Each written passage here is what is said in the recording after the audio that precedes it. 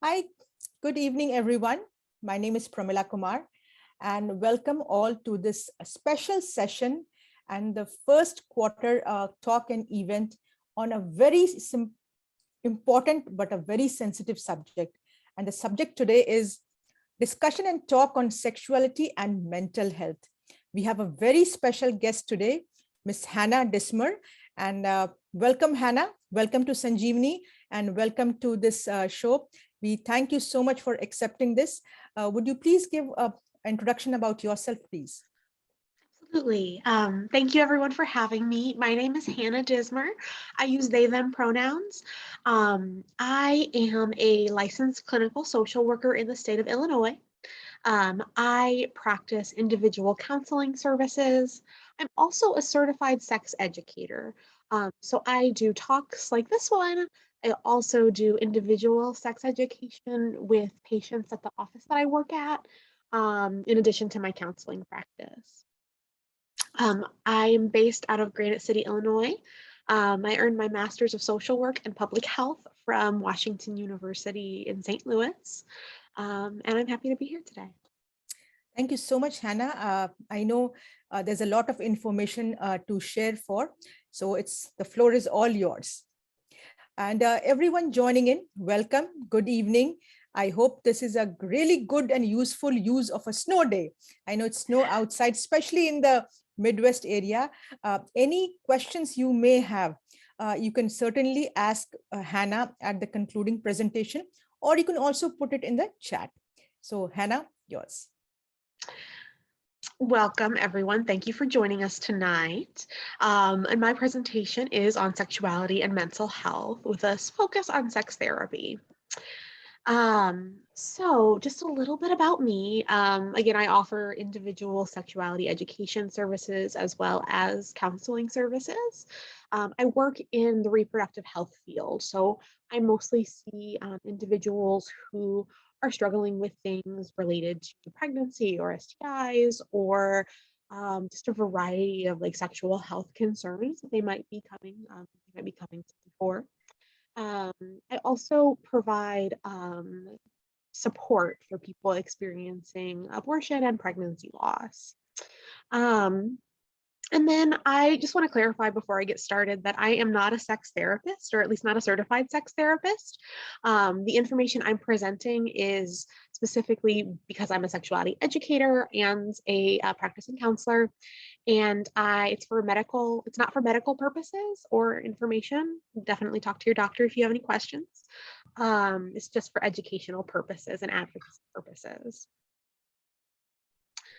So the first question I have is, what is the largest sex organ in the human body? And that's a question that I want you to just think about for a second, because I have a feeling some people are gonna, some people are gonna think of some things, people might think of other things, but the actual answer to this question is the brain. So the brain is the largest sex organ in the human body. And there's my little brain. The brain houses so much of our sexual experience as human beings. So it houses our mesolimbic system, or mesolimbic pathways, which basically are our ability to feel pleasure, our pleasure receptors. It also is responsible for our sexual attraction, like how we relate to other people sexually, who we are sexually attracted to, who we are romantically attracted to. It plays a big part in our libido, so in how much of a desire you have for sex, whether that's a lot, never, or anywhere in between. There's also our sense of self, and that could include things just like what is your identity? Who do you feel like as a person? What is your gender identity? What is your sexual orientation? Like those types of things. It's also responsible for our emotions, and the brain is where we store all of our memories, our lived experiences, our learned behaviors, and our social scripts, which are how we relate to other people, or how we know what is kind of the expected reaction or a socially acceptable reaction to have to other people in social interactions.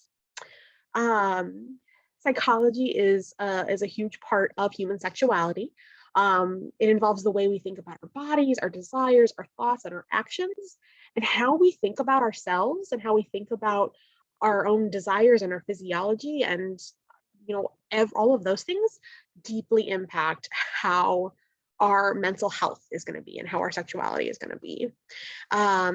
It also is influenced by a variety of factors, our psychology is, including social factors like where you live or who you live with, or just your general culture, as well as just like where you where you live and who you interact with and where you went to school, all those types of things. So the next thing I want to talk about in talking about mental health and human sexuality is sexual socialization. Basically, we all have attitudes, beliefs, and values regarding sex and sexuality, and they differ across cultures. You'll see in different parts of the world, there's very different attitudes than in other parts of the world. It also varies drastically across time. And as we understand more about human sexuality, I think things are getting a lot just more inclusive and more accepting of sexual diversity. But there's always, there's attitudes and beliefs about sexuality across all different cultures that are both positive and are negative. And these attitudes and beliefs and norms are learned and they form our social scripts. And basically that's how I determine how to interact with somebody, like what is an acceptable response? What is expected of me in this response? And to give an example of if somebody waves at you, like, hi, you probably are gonna nod or wave or say hi back. Whereas if you just like covered your face and like ran away, someone would be like, oh, what's going on? Like, that's not what I was expecting. So our social scripts are how we learn how to interact with each other. And some other examples of that could be, social value placed on the idea of virginity, ideas about who is an acceptable sexual partner, ideas about what sexual activity is deemed acceptable or is deemed deviant. And with sexual socialization, there is this kind of dichotomy or this continuum that attitudes about sexuality exist on. So sex negativity is on one end and sex positivity is on the other end. Sex negativity is the view of sexuality and sexual expression as dirty, disgusting, inherently risky, harmful. Often sex negativity is rooted in systems of oppression. Things that come to example would be like patriarchal oppression, or oppression for people based on their sexual orientation, their racial or ethnic groups, all of those types of identities we have. The dominant group or the dominant culture where we live, basically the people that have power kind of set those rules and expectations that often serve to marginalize folks that don't adhere to the social norm, or what is deemed socially acceptable by those who have a very privileged lived experience. As far as sex positivity, it's on the other end of the spectrum, and it's a view of sexuality that sexual expression that is consensual, is healthy, normal, and it's just a part of being a human. And very few people fall on one end of the spectrum, right? Most people fall somewhere in the middle, and our attitudes and beliefs can kind of fluctuate over time. But generally speaking, when we're talking about sex negativity and sex negativity are attitudes that are that view sexuality as something that is negative or that is risky, or you might see this with focus on like, oh, if you have sex, like you could get an STI or sexually transmitted infection, you could get pregnant, like you could develop feelings for somebody that you might not think you'll develop, like all kinds of things that we might categorize as negative. Whereas sex positivity views pleasure and sexuality and relationships and diversity as a strength, and as just a normal part of being a person. So a sex positive view might be that there is no quote unquote normal for sexual expression and sexual beliefs, because every person is so individual, and these things are shaped by so many different parts of our just existence as people. This right here is something called the biopsychosocial model, and it is a model of health that looks at a variety of different impact, like factors that influence our overall health and well-being. And the basic idea is that our biology interacts with our psychology, which interacts with our social context. And basically all of those things together define our health and well-being. And you can have negative and positive factors and neutral factors that all influence like your general health. A neutral factor might be your favorite color, right? And that could be influenced socially. Maybe all your friends have the same favorite color. Or that could be psychologically, like you could just be interested in this color and not really be able to explain why. So that's just a little bit about that like biopsychosocial approach. And then when I'm talking about human sexuality, I also like to talk about the fact that our cultural beliefs are learned and they're basically shared across groups of people and across a lot of geographic locations. And our beliefs are directly shaped by our lived experiences, and those lived experiences form the basis for our expectations. So you'll have your beliefs, and then that'll that'll dictate what you value, and what you believe and value would be expressed in maybe your attitude. Or you might think, oh, this particular thing is appealing or unappealing. Or you might have very negative beliefs about something, like sex before marriage is always wrong, and therefore my behavior is going to be that if I have a friend who had sex before they were married, I might be judgmental towards them, or I might have those kinds of attitudes. Whereas if you view that like sex is a healthy part of human existence, you might be more inclined to view that your partner is in a new relationship and that's healthy and you're excited for them. So that's obviously not a perfect comparison, but it kind of illustrates just the idea that like your attitudes and how you believe and feel about something can impact your behavior and how you like what behaviors you engage in or don't engage in, or how other people might perceive that. So in short, sexual health is mental health. And sex therapy is a form of psychotherapy that can often be used by mental health clinicians to address a variety of sexual issues, concerns, all of those types of things. Sex therapy is often offered in conjunction with like medical treatment. So if somebody has like, let's say somebody has a hormone imbalance that is causing a lower sex drive, or if somebody has, whatever physical sexual health concern, oftentimes there's also a psychological component too, right? Because our bodies aren't just our bodies. Our bodies are our brain, which includes our psychology, our lived experiences, and just how we interpret and perceive the things around us. When those views become distorted, or people will have like even things like body image issues. If you are really insecure about a certain part of your body, the idea of having sex with somebody and maybe them seeing that part of your body might be really intimidating, and you might have a lot of negative thought processes about that. And so sex therapy, like medical sex therapy, probably isn't going to do too much, right? But if you're like medical sex, like other kinds of treatments. But if you have this idea of, like my body, like I don't like this part of my body, and therefore it kind of is impacting my ability to have a healthy, fulfilling sex life, therapy and a variety of therapeutic models can be used to help those types of things. And sex therapists are therapists that specialize in those sexual issues, sexual concerns.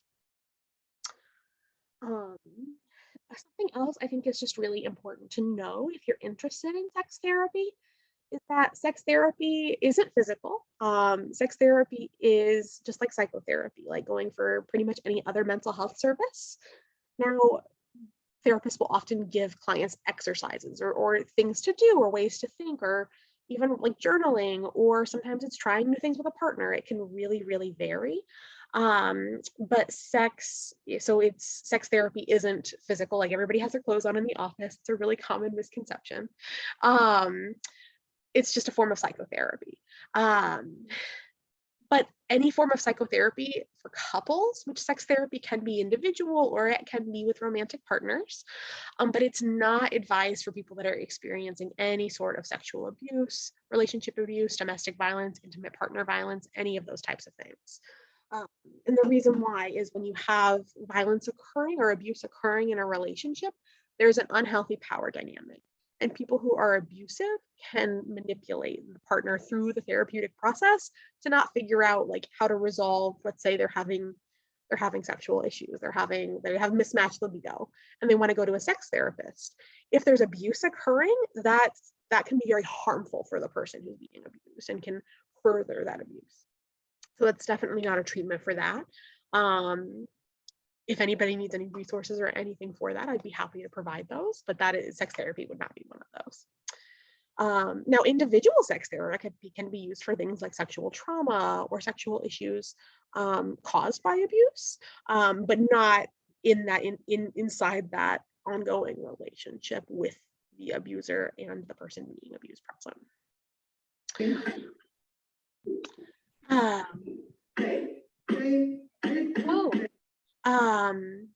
These are just some reasons, and this is not an exhaustive list, but these are some reasons why someone might seek sex therapy. We talked a little bit earlier about body image issues. So if you're uncomfortable with a certain part of your body, or if you're uncomfortable with the way you look, or your weight, or your height, or whatever it is, that can impact how you feel sexually and how you function sexually. Also, lack of confidence and that can be related to body image issues, but that could just be a general lack of confidence or feeling insecure, those types of things, which could be addressed, with regular psychotherapy, but it could also be addressed specifically with sex therapy if those issues are presenting in a sexual way. Distressing sexual thoughts are another reason people might seek sex therapy. Whether that's like an unwanted fetish or unwanted thoughts. It varies, but if something is causing you distress and it's like related to like the way you're thinking about sexuality or experiencing sexuality, sex therapy might be something to consider. People will also seek sex therapy for libido issues, and that can be, varying degrees of sex drive. Whether it's an issue because you're in a relationship and your partner and your sex drives are kind of mismatched, or because you might have had a loss of libido or a sudden gain in libido, and and if that's causing like problems in your life or in your relationship, or it's distressing, that can be something that you can definitely work on in sex therapy. I want to make a quick distinction though that sex therapy and libido issues, I'm talking about specifically like your physical desire to have sex and how often you want to have sex. I'm not talking about people who are asexual, who just don't experience sexual attraction, because that's also a very normal, healthy way of being a person. Specifically talking about like your either lack of sex drive or increased sex drive causing distress, or having an incompatibility with your partner.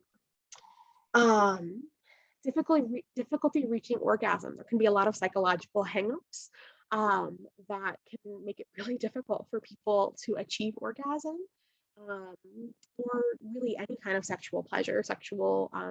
Orgasm doesn't always have to be the end goal, but for a lot of people it is. There also could be psychological causes of things like pain during sex, and whether that is there could just be so many different factors, like a trauma response, or it could be a medical thing, where you need treatment from a doctor, but there are all kinds of different causes of that, and psychotherapy can definitely be an effective treatment for some of those causes. Lack of response to stimulus in a very similar way. Processing sexual trauma. I found, a lot of people who have experienced sexual abuse will have can sometimes have issues being sexual in the future, whether that is, hypersexuality, or whether that is like feeling like they can't have sex with somebody, which again, neither one of those things are inherently problems unless they're causing that person distress. But it can be really helpful, specifically if you want to be intimate with a partner, but you're struggling because of past trauma. Working with a sex therapist or a trauma therapist through those things can be really beneficial. Sex therapy also just promotes sex positive thinking.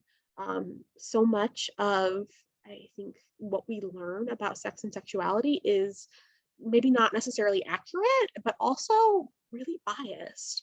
And by biased, I mean things like, the way we talk about sexually transmitted infections. I've done sex education for a long time, and I've had a lot of people really want me to like show the scary pictures of STIs that they think are going to make the people that are in the presentation like fearful to have sex. This is specifically true for like middle schoolers and high schoolers. When in reality, if you just show someone something that they like, something they view as scary, you're not just actually discouraging the behavior, but you are creating stigma where it doesn't need to exist. Sexually transmitted infections are really, really common. I believe the statistic is 1 in every 2 sexually active adults under the age of 25 will have an STI. And so they're not things to be ashamed of. They're not things that, dictate your value as a person. They're just, an infection you caught, just like you could catch the flu or COVID or a cold. They're just an infection. They don't say anything about your moral character. But so many people think they do because of the way we talk about it and the stigma that oftentimes people will place on STIs. And then also compulsive sexual behavior, which some people will label as like sex addiction.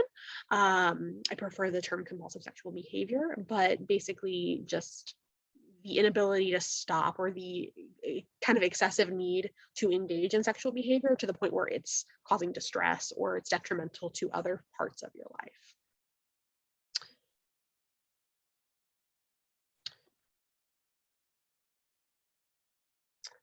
So something that's really core to this topic is just that sexuality is a core part of the human experience. The human beings are sexual beings.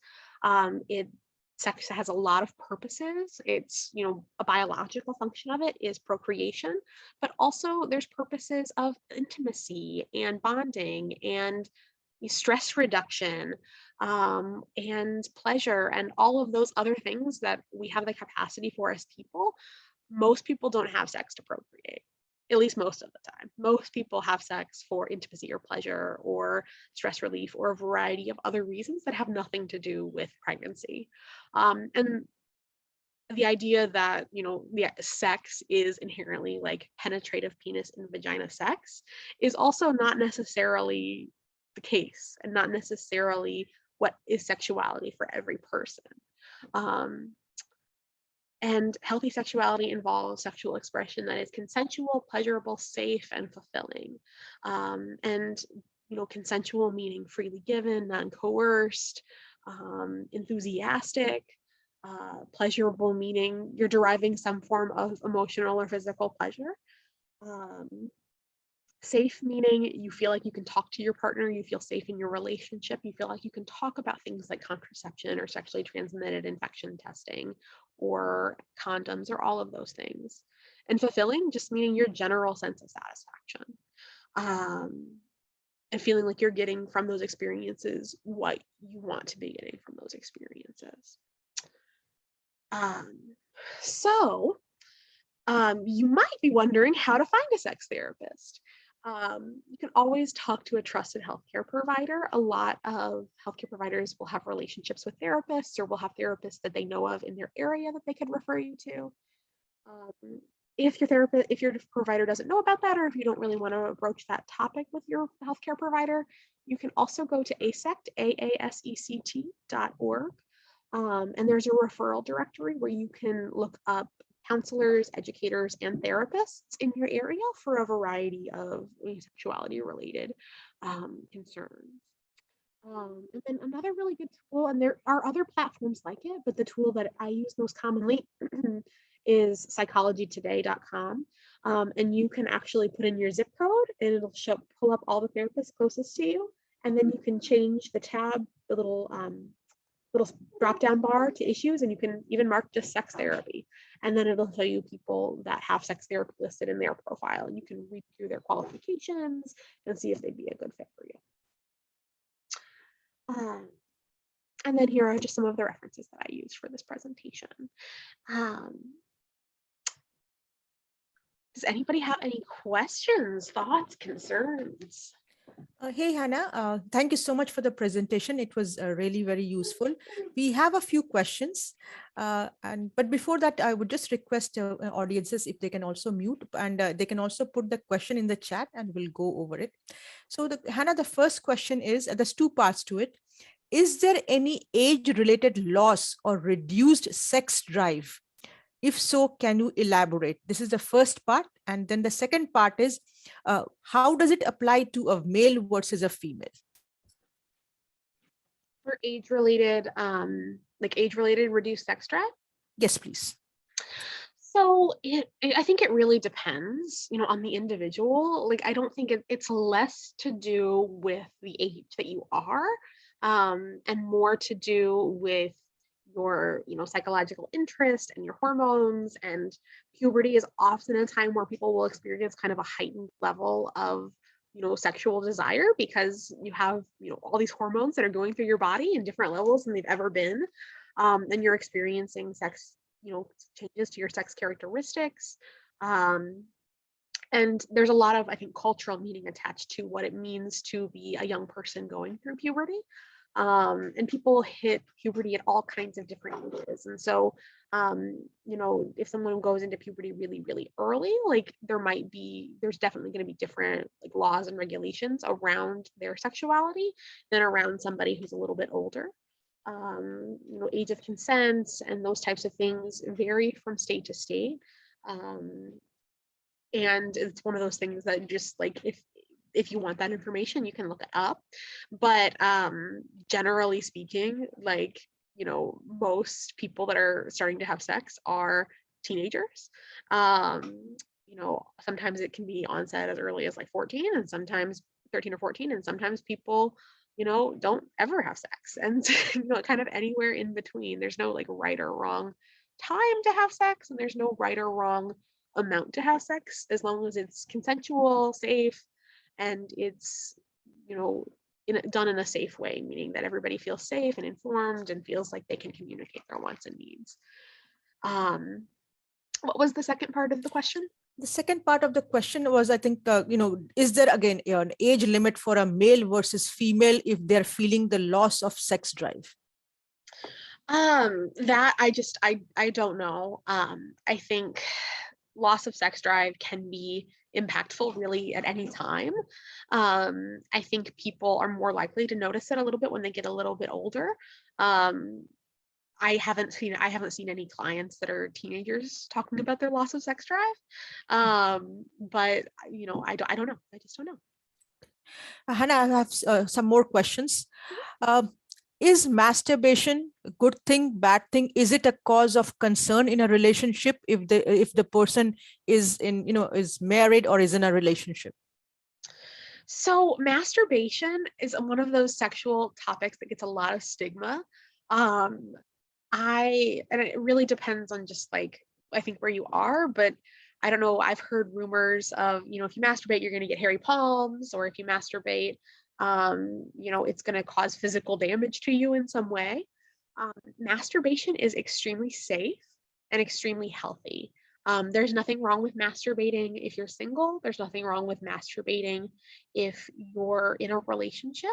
In fact, mutual masturbation is often something that couples and partners can do together in a different way of being sexually intimate. It can actually be a really cool thing because you can kind of get to show your partner what you like or how you like to be touched.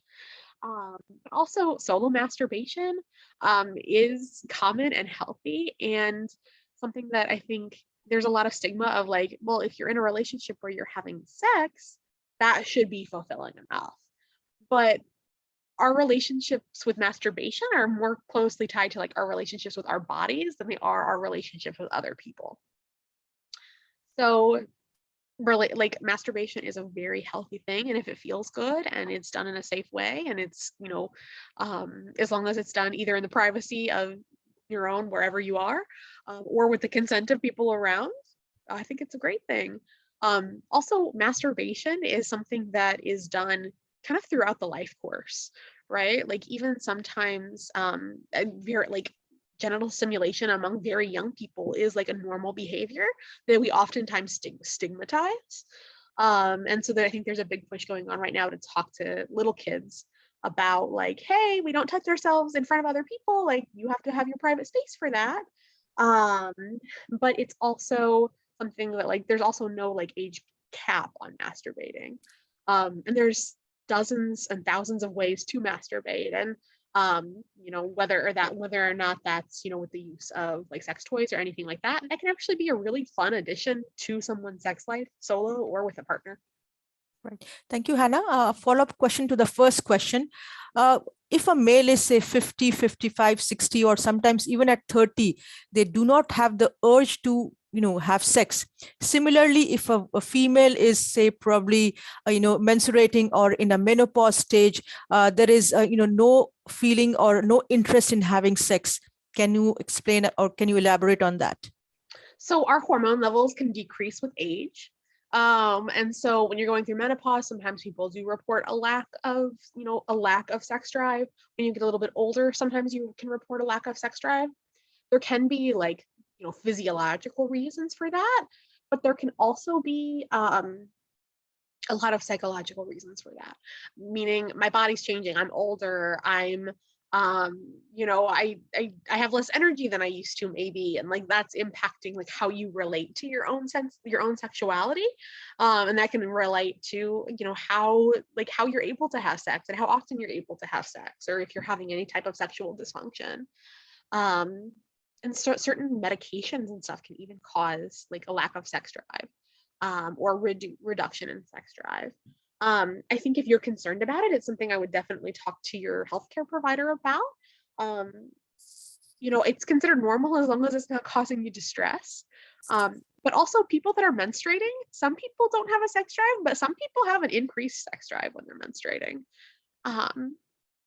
I think there's a lot of taboo around people who are on their period having sex, but it's a totally normal, safe, healthy thing to do as long as you're taking the same precautions that you would if you weren't menstruating. Thank you, Hannah. A couple more questions. Is lack of sex or too much of sex in a relationship cause of a domestic abuse, domestic violence concern, or the domestic disturbance within the couple? So there's certainly people can have mismatched sex drives or might experience a increase or decrease in their sex drive throughout the course of a relationship. And that can cause problems with like, hey, I want to have sex all the time, but they like hardly ever want to have sex. And that can definitely be a source of like discomfort or disagreement, or sometimes even tension. But sexuality and either lack of sexuality or a very high amount of sex, like a high frequency of sex, doesn't cause domestic violence. Domestic violence, sexual abuse, those types of things are caused by one person exerting power and trying to control another person. It's actually got very little to do with sex. Sex can sometimes just be the way people perpetuate abuse, but sexual abuse in and of itself is about the idea of power and control and humiliation and those types of things, more so than it is actually about like sexual gratification. Thank you. One question is, normally sex and intimacy are tied in. A lot of the couples feel they have sex, but no intimacy. How important is intimacy as part of the sex process, not process, as part of the sex? I think intimacy is as important as you want it to be.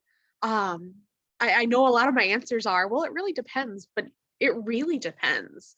Like there's no such thing as having like, if it's not causing you or your partner distress, there's no such thing as having sex wrong. And I mean that quite literally. Like there's no such, as long as everybody's happy, consenting, and happy to be there, like you're not doing it wrong. Unless you're like physically causing harm to somebody, that like then maybe, but depending, I mean, I could talk about BDSM and consensual things like that, but certainly non-consensual violence is always bad. When it comes to I'm sorry, I just lost my train of thought. Could you repeat the question? Excuse me.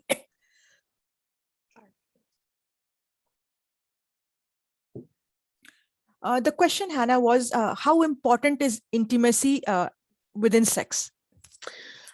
Intimacy, like, again, it really depends, and it depends on how much each individual person in the relationship values it. Some people have sex for pleasure, and that's really about it. And you can have sex with somebody for pleasure and be very intimate, but you can have sex with somebody for pleasure and it not be intimate.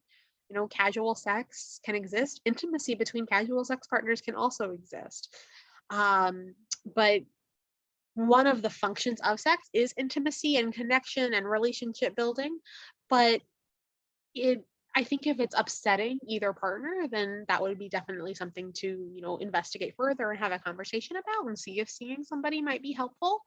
But sometimes you just get into a routine, and unless that's causing you problems, there's nothing wrong with it. Now, I always do think that spicing things up or changing things up can definitely be helpful and definitely kind of like spark that interest and spark that intimacy. But again, if it's not broke, we don't have to fix it. But if it is, then you see a sex therapist. Or just even have a conversation with your partner. And I think honest, open conversations and communication with whoever you're sexually or romantically involved in is the biggest part of any sexual relationship. Because it builds trust, it builds intimacy and connection. And it also, if you have a really trusting, honest relationship, you can let someone know, hey, the way we've been having sex, I don't feel very intimate. I don't feel it's very connected with you, and I want to feel more connected with you. And you can have conversations about how that might be able to happen to make both of you happy. And if you're not able to do that on your own, there's always professional help. A couple more questions, Hannah. Is sex a mental stress reliever? How so? It certainly can be. So sex, when you have sex, you release dopamine in your brain. You do that when you eat sugar, you do that when you exercise, you do that when you're doing any pleasurable sensation, you're releasing dopamine in the brain. So sex can certainly be a stress relief from just from that standpoint of giving yourself pleasure, and that pleasure can just be really beneficial for your health. But also, if you're really stressed out, sometimes masturbating or having sex is a really good way to bring down the tension in your body. Because when we're all really tense, our muscles will get all tight and it can make us feel stiff and sore. But having an orgasm also is a relief of tension, both physical tension and sometimes mental tension. And regularly having sex, regularly having orgasms, if you want to, is not a bad thing. It's definitely a good thing. And just two more questions, Hannah. For couples or people who are in relationships, is there they always talk of a traditional sex position versus non-traditional sex position. Mm-hmm. Is there anything wrong, or is there anything wrong or right? So I don't think there's definitely not anything wrong or right with however you're having sex, as long as it's comfortable for both people and something you're both feel comfortable with and feel good doing. There's no such thing as a right or wrong sex position. Now, if it's causing pain, or if it's if you're trying to bend in a way that's just not something that your body can do, definitely you might have to make adaptations. But if you feel comfortable and good about what you're doing, and your partner does too, or your partners do too, then there's nothing wrong with having sex in a variety of positions. And also in a variety of ways, right? Sex doesn't even have to involve penis and vagina. Sex can involve, sometimes you can have sex without even, direct genital contact. Whether that's mutual masturbation, whether that is dry humping, or even just having really sexy conversations and light touching can be considered sex, right? It's a very personal experience. And that's why it's so important to talk to your partner. Because let's say your partner isn't a really big fan of having penetrative sex, but they like to have sex in some other way that can be really fun for everybody involved. Sex isn't just penis and vagina. It can be so many different things. And so there's no right or wrong way to do it. Again, as long as everybody's happy, healthy, and consenting. But again, keeping those lines of communication open, because definitely sometimes when people try new things, you can kind of push your boundaries of your comfort. But if your partner is like, hey, I'm actually uncomfortable with this, then, switch to something else, do something that you're both comfortable with. But again, if you're comfortable and having fun, you're doing it right. Right. Hannah, the last question. Sex is sometimes or most often a cause of communication problem or conflict within a couple or someone in a relationship. When is a good time for them to talk? Is it to talk to each other? Is it to reach to a professional? At what time, at what point of that process or journey should they seek help? So just so I'm understanding the question correctly, like if someone's having like just difficulty with sex in their relationship and at any No, point. Yeah, if the relationship is going wrong because of sex or for whatever cause of the sex, at what point of time should they either talk to each other or should they seek professional help? I think communication is something we should always be doing. I think even like checking in with your partner before and after you have sex can be a really good habit. I don't think there's any time where communication is a bad thing when we're talking, as long as you're in a healthy relationship. If something's happening or upsetting, or if you need to have a conversation about something, then you should be able to have that conversation about it with somebody. And ideally, your partner would be supportive and would also be able to share those concerns. And I think even like it's a really important idea to set those boundaries, before you even have sex with that person. But if you're already having sex with that person, I don't think there's any time that can be like, hey, I just want to. There's nothing ever wrong with just saying, hey, I'm having this issue. I want to talk about it with you to see if we can, if we can understand each other a little bit better. We can't read minds. Even the people that we love the most, even, I know with COVID, a lot of us are with our partners 24/7. Even if we're not talking, we can't read each other's minds. And so you might not know that, oh, I don't like this position that you really like and we need to switch it up. Or actually, I don't like oral sex. Can we try something else instead? Like whatever it is. Communication is always important. Now, if it's causing, like if someone's feeling dismissed by their partner or feeling like they can't have that conversation with their partner because they're being shut down or they're being, made to blame for this problem or something like that, then I think it would be I think that's a red flag, right? And that would be a time where I'd encourage that person to speak to a professional, probably by themselves. But if you just can't figure it out, if you're like, hey, we decided that we were kind of bored with our sex life, it was causing a little bit of tension, we decided to try some things that were new and pushed our comfort zones a little bit and it isn't going well, that's always something that you could reach out to a professional for help for. Also, I think even if you're not having problems, sometimes a sex therapist can be somebody you can talk to, just even if it's just once or twice, just to like say, hey, this is kind of how our relationship is, this is how we communicate. Because oftentimes those issues that we might feel like are coming from sex are actually coming from just communication issues within the relationship. And we only really notice it with sex because it's a very physical activity, and a very an activity that we don't always have the same social scripts for that we might have for other types of interactions. So, or we might have very toxic social scripts. That's also a thing. Like if somebody, let's say, got like sex education from porn, there's nothing wrong with watching porn. But if you got like your sex education from porn, you might think, oh, well, all the porn videos I watch, this happens, therefore that's a part of sex. And that's not how it always is. That's important to ask for any kind of activity. Asking your partner and having a conversation about it beforehand is super important.